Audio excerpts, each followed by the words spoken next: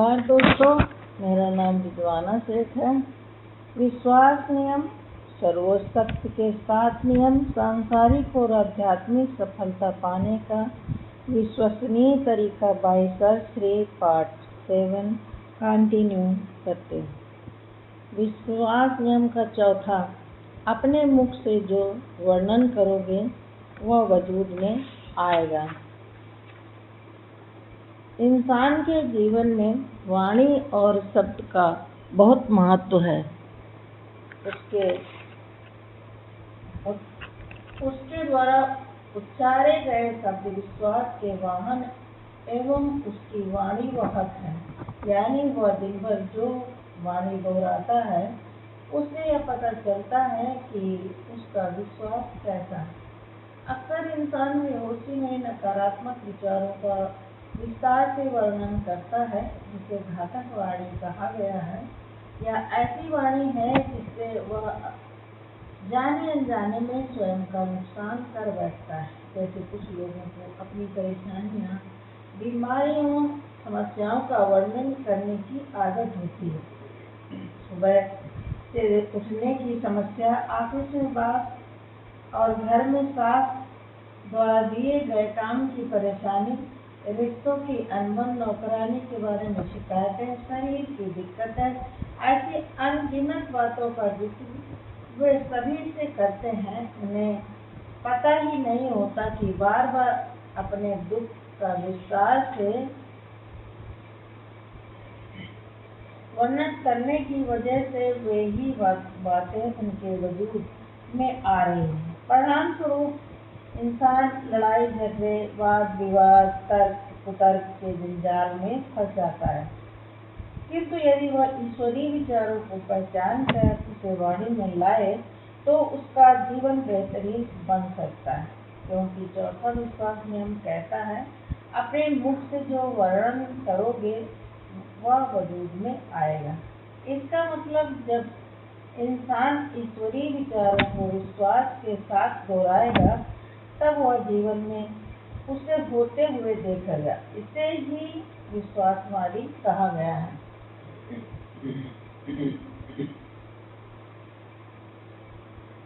जब ईश्वर का जिक्र किया जाता है तब मन में विभिन्न विचार आते हैं। आंखों के सामने ईश्वर के कई चित्र आ जाते हैं, किंतु यहाँ ईश्वर का अर्थ किसी धर्म से संबंधित नहीं है। यहाँ ईश्वर का तात्पर्य सिर्फ चेतना, चैतन्य अनुभव, स्व अनुभव, सोर्स से है। सरल शब्दों में हम इसे प्रकृति, ब्रह्मांड या ऐसा कोई भी नाम दे सकते हैं जिसे आप विश्व की परम शक्ति मानते हैं। इंसान की जुबान में अवर्णनीय ताकत है। जो इस बात से वाकिफ है वे घातक वाणी के बजाय खुद को शांत रखते हैं।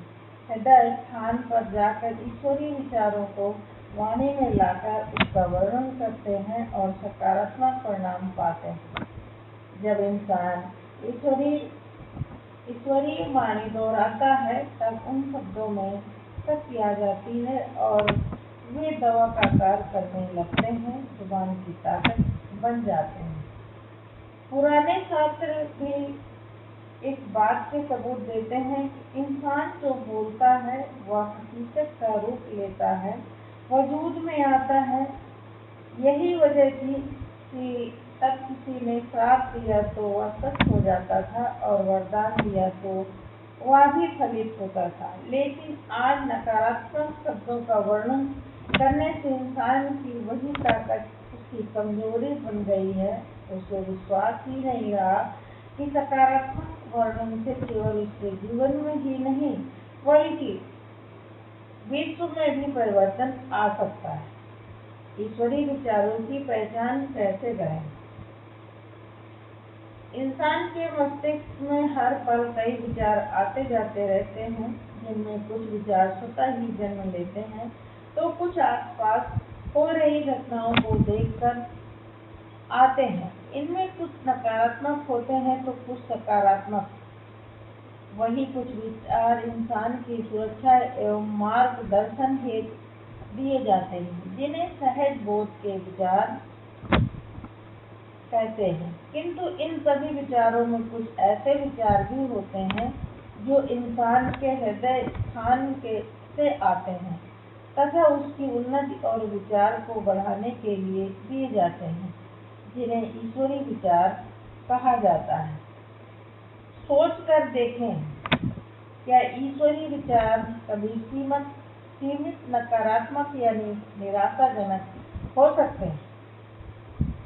क्या उनमें नफरत, क्रोध, लोभ या दुख हो सकता है? नहीं ना। वे विचार तो अनंत, असीम और विश्वास से लबालब भरे हुए होंगे। अब सवाल यह आता है कि ईश्वरीय विचारों को पहचाने कैसे, जिसके लिए दो मुख्य बातों को समझना। पहला, ईश्वर के गुण क्या हैं और दूसरा, आपकी भावना क्या है। पहले कदम पर यह समझें कि ईश्वर ने इस सृष्टि की रचना की है। सृष्टि के हर सजीव निर्जीव में ईश्वर का अंश है।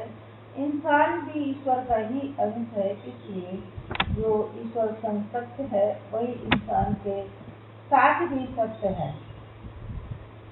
उसके अंदर भी ईश्वर के गुण मौजूद हैं। ईश्वर के कई गुणों में से मुख्य गुण है प्रेम, आनंद और शांति। यही ईश्वर का स्वभाव है। क्योंकि इंसान ईश्वर का अंश है, इसलिए यह इंसान का भी स्वभाव है। जब आप अपने मूल स्वभाव को, अपने गुणों को याद करेंगे, तब ईश्वरीय विचारों को पहचानना आपके लिए बहुत ही आसान हो जाएगा। ईश्वरीय विचार ईश्वर के गुणों के अनुसार ही होते हैं, मगर इंसान इस बात से अनजान होता है, इसलिए विपरीत परिस्थितियों में उसके मन में बदला लेने का, किसी का अहित करने का विचार आता है। यहाँ तक कि कुछ लोगों को किसी को जान से मार डालने का तक विचार आ जाता है। कई बार वह दुविधा में फंस जाता है, जैसे उसका एक मन कहता है कि अपने दुश्मन को मजा चखाओ, उससे बदला लो, वहीं दूसरा मन कहता है रहने दो, जाने दो, इसका कोई फायदा नहीं। इन दोनों में से ईश्वरीय विचार वे हैं जो ईश्वर के गुणों से तालमेल रखते हैं, जो कभी भी किसी का अहित नहीं सोचते। सर्वप्रथम इंसान को अपने भीतर इन गुणों की खोज करनी होगी कि हृदय तल के किस हिस्से में ये गुण छुपे बैठे हैं। अच्छे गुणों की खोज की प्रक्रिया में बुरे गुण भी इंसान से टकराते हैं, क्योंकि वे भी तो उसके भीतर ही मौजूद होते हैं। ऐसे में उसे बुरे गुणों को अनदेखा कर अच्छे गुणों पर फोकस करना चाहिए। जीवन में होने वाली किसी भी नकारात्मक घटना में प्रेम, आनंद, शांत जैसे गुणों का स्मरण करना चाहिए, क्योंकि यही वे गुण हैं जो इंसान को विपरीत घटनाओं से उबर कर संभलने में सहायक सिद्ध होते हैं। ईश्वरीय विचार को पहचानने के दूसरे तरीके में आपको अपनी भावना पर ध्यान देना होगा, क्योंकि ईश्वरीय विचार के साथ आपको एक विशेष फीलिंग भी आती है, जिसे गट फीलिंग कहा जाता है। यानी आपके अंदर उस विचार के साथ एक जोरदार फीलिंग आती है। आपको बिल्कुल पक्का होता है कि यह ऐसा ही है। तब उसे पहचान कर आपको तुरंत उस विचार पर अमल करना चाहिए, वरना मन सैकड़ों अन्य निरर्थक विचार लाकर उलझा सकता है। आइए इन सवालों के जरिए गट फीलिंग को समझते हैं।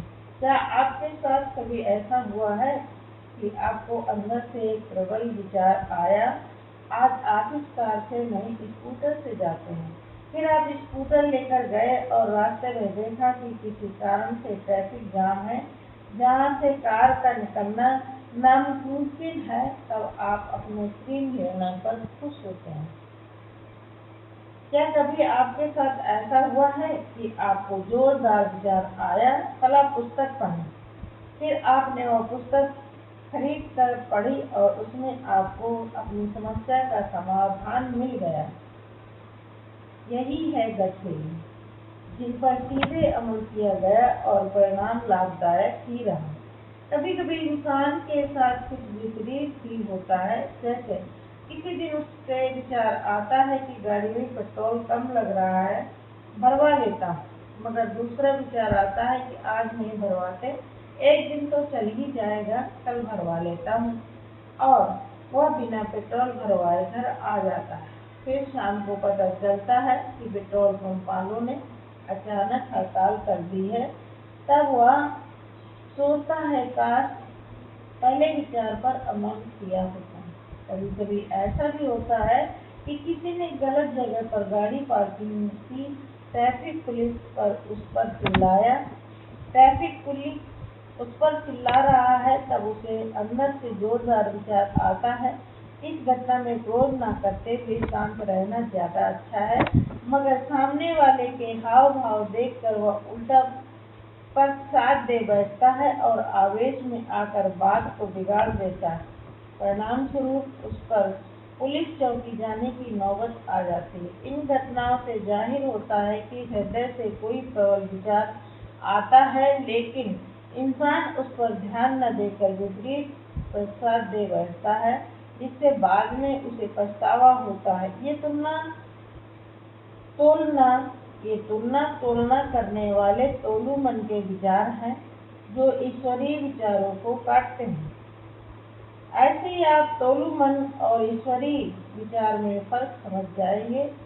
वैसे ही व्यर्थ विचारों से बाहर आकर ईश्वरीय विचारों को वाणी दे पाएंगे। हो सकता है ईश्वरीय विचारों को पहचानने में शुरुआत में थोड़ा समय लगे, मगर एक बार इन विचारों के साथ आपका तालमेल बैठ जाए तो जीवन बहुत सरल और सहज हो जाएगा। फिर जितना आप इन विचारों को सुनने लगेंगे, उनके लिए ग्रहणशील होते जाएंगे, उनका आपको अंदर से मार्गदर्शन मिलने लगेगा। इनके अतिरिक्त जब भी आपको नकारात्मक विचार सताए, तब स्वयं को याद दिलाएं कि इस समय मुझे ईश्वरीय विचार लाने हैं। इसके लिए खुद से सवाल पूछे, क्या ईश्वर यह विचार देगा?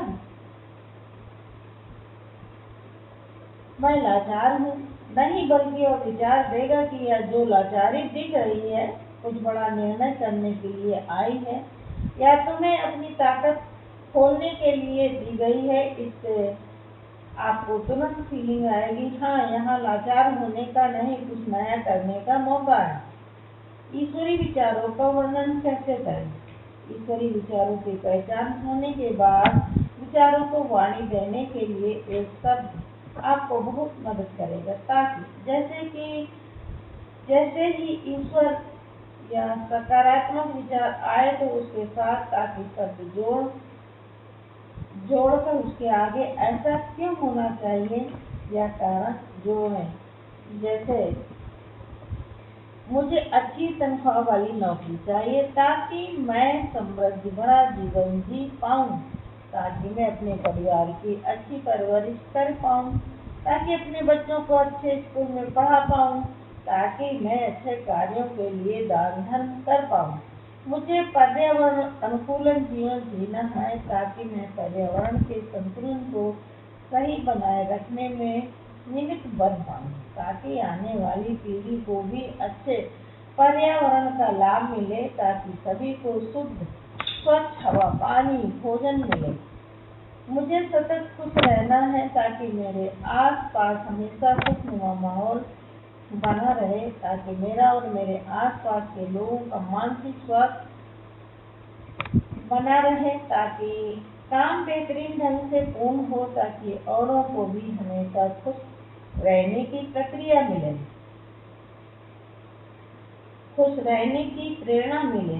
इन उदाहरणों की सहायता से आप भी ताकि शब्द जोड़कर ईश्वरीय विचार का इतना वर्णन करें कि आप जो चाहते हैं वो वजूद में आ जाए, ताकि शब्द के प्रयोग से नकारात्मक विचार को भी विश्वास वाणी में परिवर्तन किया जा सके। जैसे यदि विचार आए, मैं दुर्घटना नहीं देखना चाहता, तो यह अच्छी बात है। इससे आप भले ही कुदरत को बताना चाहते हैं कि आप दुर्घटनाओं को नहीं देखना चाहते, लेकिन यह कहने से दुर्घटना इस शब्द पर ही ध्यान जाता है, उसे ही वाणी दी जाती है, इसलिए यह घातक वाणी बन जाती है। जब आप उसके साथ काफी शब्द जोड़कर उसे सकारात्मक बनाते हैं, तब वह विश्वास वाणी बन जाती है। जैसे मैं दुर्घटनाएं नहीं देखना चाहता, ताकि मैं अपनी यात्रा सहजता सरलता से कर पाऊं, ताकि मैं सभी को स्वस्थ देख पाऊं। इस प्रकार चौथे विश्वास नियम द्वारा आप फिर से अपने शब्दों की ताकत पा सकते हैं, जिससे न केवल आप अपना जीवन बेहतर बना सकते हैं, बल्कि पूरे विश्व के लिए उत्तम विकास का कारण बन सकते हैं। Thank you.